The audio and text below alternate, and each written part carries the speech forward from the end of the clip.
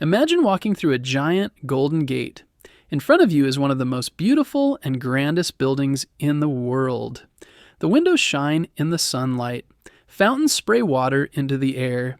Gardens stretch as far as the eye can see. Everything looks fancy and magical. You are at the Palace of Versailles, a real place in France where kings once lived in luxury and made big decisions that changed history. The Palace of Versailles is located just outside of Paris, France. Long ago, it was not a palace at all.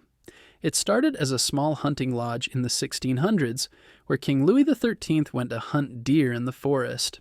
But his son, King Louis XIV, had much bigger ideas. He wanted to build the most magnificent palace in the world. He wanted to show how powerful and rich he was, and he wanted all the most important people in France to live there with him. King Louis XIV became king when he was just a boy. As he grew older, he wanted to make sure no one else could take his power. So he decided to turn the hunting lodge into a royal palace, a place where he could rule the country and keep an eye on the nobles, people with high status. He moved the royal court, the king's helpers and nobles, from Paris to Versailles. Building the Palace of Versailles took many years. It started in 1661 and continued for decades. Hundreds of workers, artists, and architects helped design it. They built huge halls, hundreds of rooms, and decorated everything with gold, mirrors, and paintings. It became the most famous palace in Europe. King Louis XIV was even called the Sun King, because he believed everything should revolve around him like planets around the sun. One of the most famous rooms in the palace is the Hall of Mirrors. It is a long, shiny room filled with tall mirrors, crystal chandeliers, and golden decorations. Light from the windows bounces off the mirrors, making the room sparkle. Important events and celebrations took place there. Many visitors still come to see it today. The gardens at Versailles are just as famous as the palace itself. They are not wild and natural, but carefully designed with straight paths, shaped trees, fountains, and statues. Gardeners worked every day to keep them perfect. There are even canals and a man-made lake where people once rode in little boats. The gardens were a place to walk, play music, and enjoy shows and fireworks. Versailles was more than just a beautiful home. It was where the king made big decisions for France. He met with advisors, held fancy parties, and showed off France's greatness to guests from around the world. Life at Versailles was full of rules. Nobles had to dress a certain way and behave very properly. They followed a strict schedule and even watched the king wake up and go to bed. Everything was done to honor the king. Later, other kings lived at Versailles too, like Louis XV and Louis XVI. But by the late 1700s, many people in France were angry. They were poor and hungry, while the nobles and royals lived in luxury at Versailles. In 1789, the French Revolution began. People wanted freedom and fairness.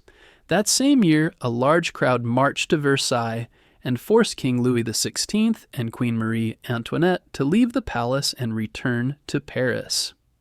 Soon after, the palace was no longer used as a royal home. Even though the kings were gone, the Palace of Versailles remained. In the years that followed, it became a museum.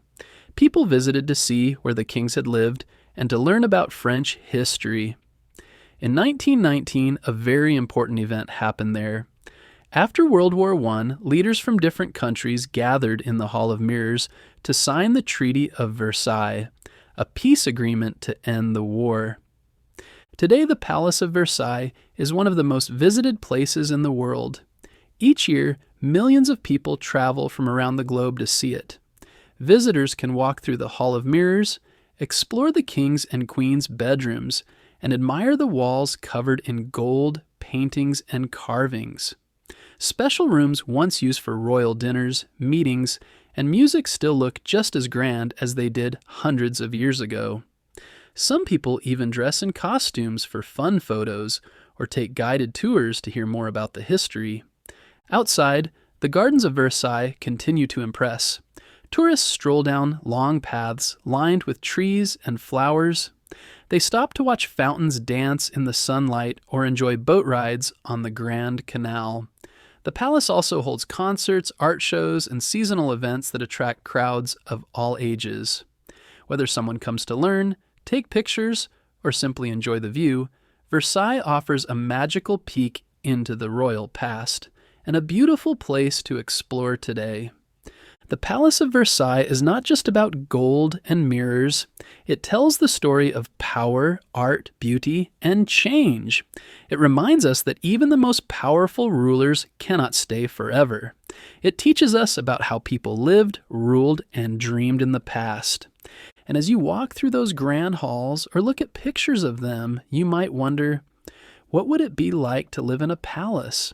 What would you do with all that space, all those gardens, and all those mirrors?